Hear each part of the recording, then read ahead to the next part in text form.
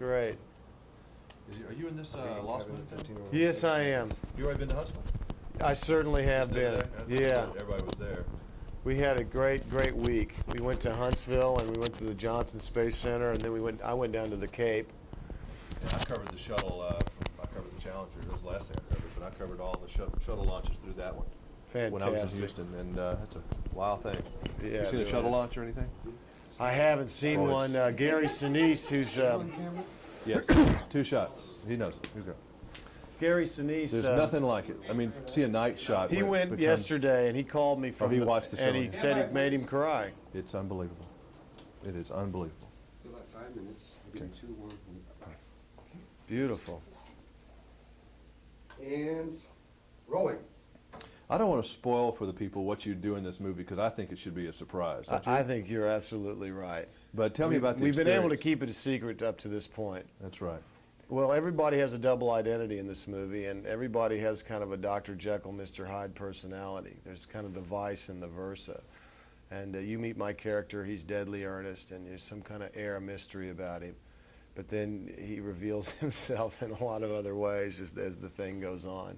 And there's some great situations in the picture. And again, it's hard for me to really just say what they are. But the movie plays, my character brings a little bit of comedy into the film. And I've known Jim for years and years, and I've been really lucky to work with him on a couple of different projects. And this was a plum role, and God, I had to come in and audition for it, which is very difficult to audition for someone who knows you, because it's hard to have much of a mystique with people like that. And but Jim said, I didn't hire you because you were my friend. I hired you because you gave a good reading. And we had a lot of fun. We've known each other for years. You get to have some good stare-down scenes with Arnold Schwarzenegger. What's Arnold like to act against? Because he is a rather unique person.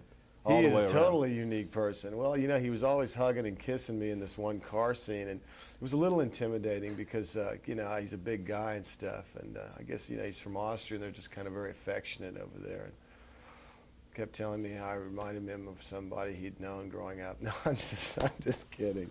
No, Arnold was great. I've known him for many years, but I've had these kind of I've almost acted with him in several films. We did do a little scene at the beginning of Terminator. A lot of people, I played the kind of leader of this punk gang that confronts him, and he wants our clothes at the beginning. But this was the first movie where we really had real scenes, and we spent a lot of time together, and it was a lot of fun. He's an actor who's not intimidated by other actors. He wants you to be as good as you can be in the scene. He realizes the value that it's a team effort, and he's only as good as everybody around him. So he's very supportive, and he's very relaxed, especially with James Cameron, because they've had such a great history together. And he tickles me just sometimes when he does. He's got a great sense of humor, and when they do some of these Terminator stares, I call them, they will melt you. They do. I would not want to be on the receiving end of one of those if he was serious about it. Well, I knew he wasn't, so it wasn't completely intimidating. But yeah, we had a lot of fun. We smoked a lot of cigars. I spent most of my time with Arnold in an open car driving around Washington, D.C., which is a great kind of series of scenes in the movie. We shot a scene at a hot dog stand, and God, within about 20 minutes, it was pretty tough to film there because there were so many crowds. It really was. No, he's bigger than life. Amazing.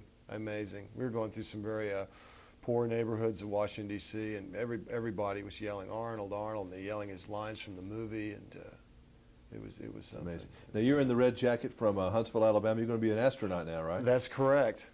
Yeah, I'm going to portray Fred Hayes. It's the story of Apollo 13.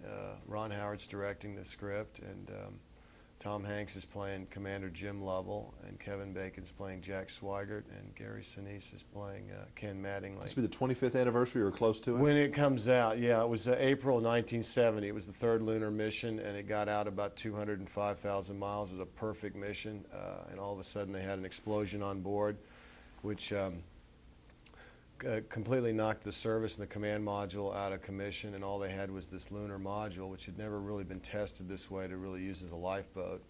And they had to go around the moon and shoot themselves back. And God, there are so many details of the story that people, I don't think the general public knows, and now there's a whole new generation who weren't even born. Don't even know what Apollo is. So Amazing. it's a noble. So it's a drama, story. serious drama. It's a human interest suspense story. Yeah, are they going And to? it is one of the great human interest stories of modern times, and nobody really remembers. To go, oh, is that the one that blew up? Is that the one they landed on the moon? You know, we really have become callous with our history. Well, I can't wait to see it next summer, I bet. Probably not till the fall of next year. Mm-hmm. All right. Well, nice seeing you, and good luck on that. It's a pleasure. It'll be a lot of fun. Thank you very much. All All right, great.